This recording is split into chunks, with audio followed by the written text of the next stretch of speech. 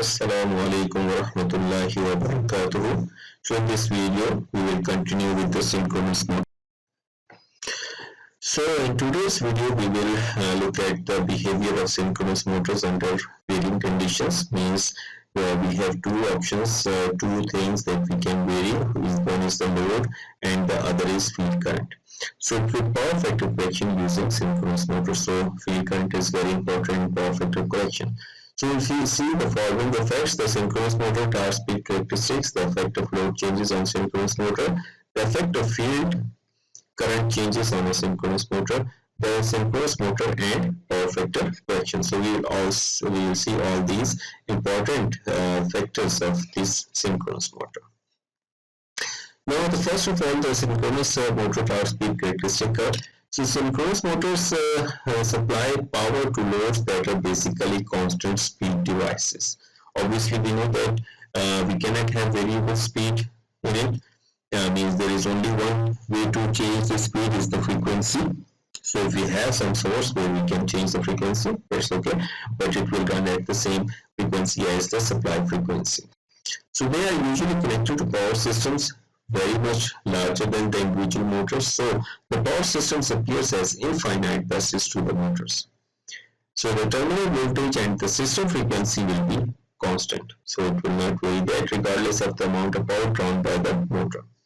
So the speed of rotation of motor is locked to the rate of rotation of the magnetic fields, and the rate of rotation of the applied mechanical fields is locked to the applied electrical frequency.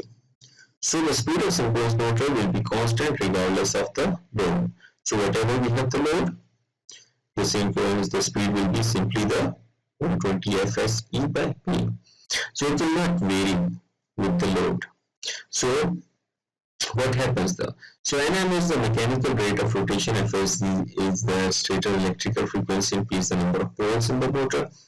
The steady state speed of the motor is constant from no load all the way up to the maximum torque that the motor can supply. So if we look at this torque speed characteristics of synchronous motor, so x-axis shows the speed, mechanical speed, and then this is the asynchronous speed, and this is our torque induced. So here we can see that as the motor can only run on the single speed, so what happens that pull-out torque and the rated torque, so they will start from the rated torque to the pull-out torque is the maximum torque that the motor can produce, obviously, for a certain time, because at that point it will draw maximum currents and that can heat up the motor. So the steady state speed of motor is constant from no load all the way up to the maximum torque that the motor can supply, and thus the maximum torque is known as the pull-out torque. So it means that if we try to increase the load beyond this pull-out torque, the motor will not operate.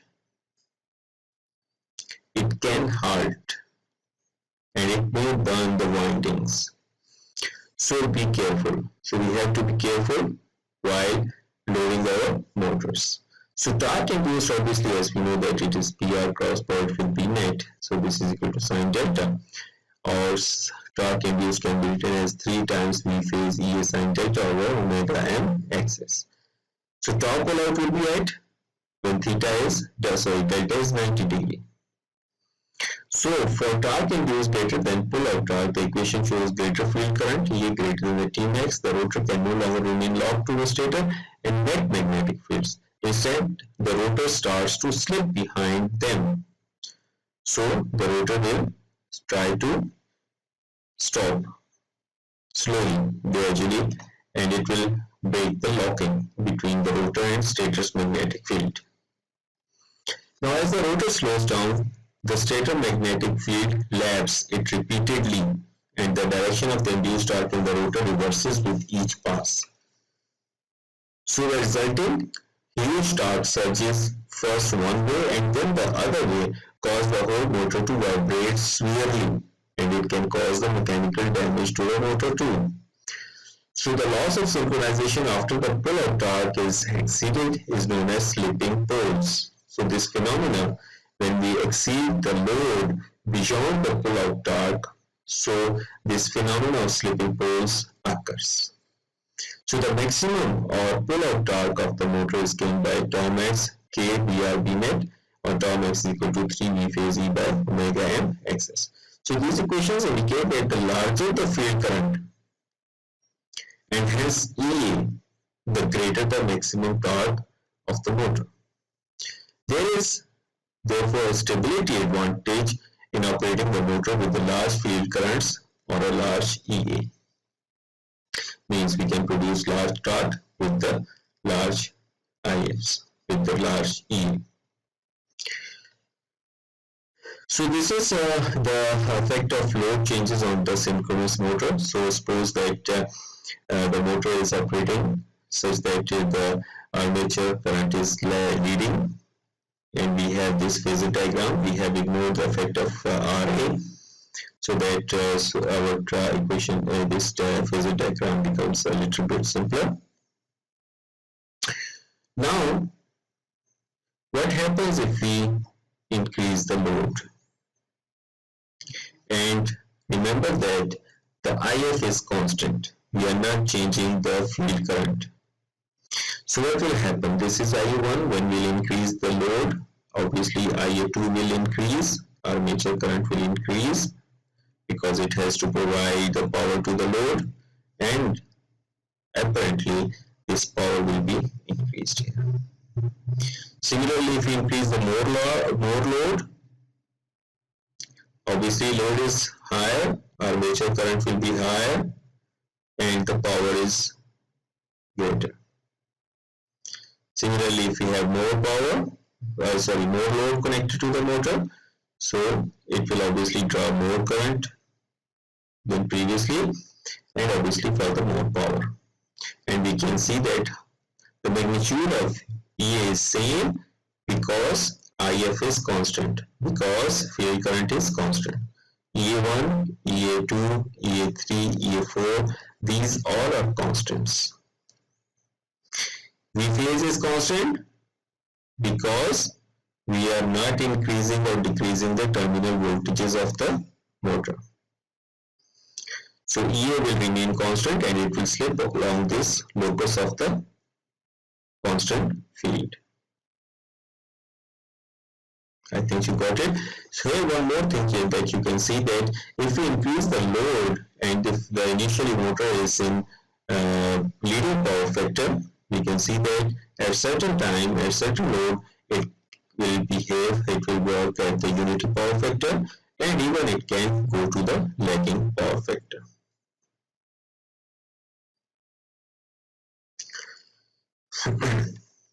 Now, look at this. Load is attached to the shaft of the synchronous motor. This is the summary of what we have seen in the previous picture. So the motor will develop enough torque to keep the motor and its load turning at synchronous speed. What happens when the load is changed on the synchronous motor, operating initially with the leading power factor? If the load on the shaft of the motor is increased, the rotor will initially slow down and the torque angle delta becomes larger, and the induced torque increases. The increase in induced torque eventually speeds the rotor back up, and the motor again turns at synchronous speed, but with a larger torque angle delta. The motor's phasor diagram before the loads are increased, the internal generated voltage EA phi omega, and so depends on only the field current in the machine and the speed of the machine. So we can see that. So EA obviously is not changing because we are not changing the field current, so there no flux is changing. Obviously no speed is changing because we are not changing any frequency. So that will be rotating at the same synchronous speed. So the speed is constrained to be constant by the input power supply. The field current is constant, therefore magnitude of EA must be constant as the load changes. So the distance is proportional to power. EA sin delta and IA cos theta will increase, but the magnitude of EA must remain constant. As the load increases, EA swings down in the J-axis. IA has to increase to reach from tip of EA to VT. And therefore the armature current IA also increases. So the power factor angle changes too, becoming less and less leading and then more and more lagging. That's how we have seen again in this figure. Here you can see that it is leading, less leading, the power factor and more lagging. And if you increase the load further, so it will be more lagging. IA4, IA5 will be somewhere here, depending upon the load. So I hope you have understood the effect of load changes on the synchronous motor. If you still have any queries, please feel free to ask. Assalamu alaikum wa rahmatullahi wa barakatuh.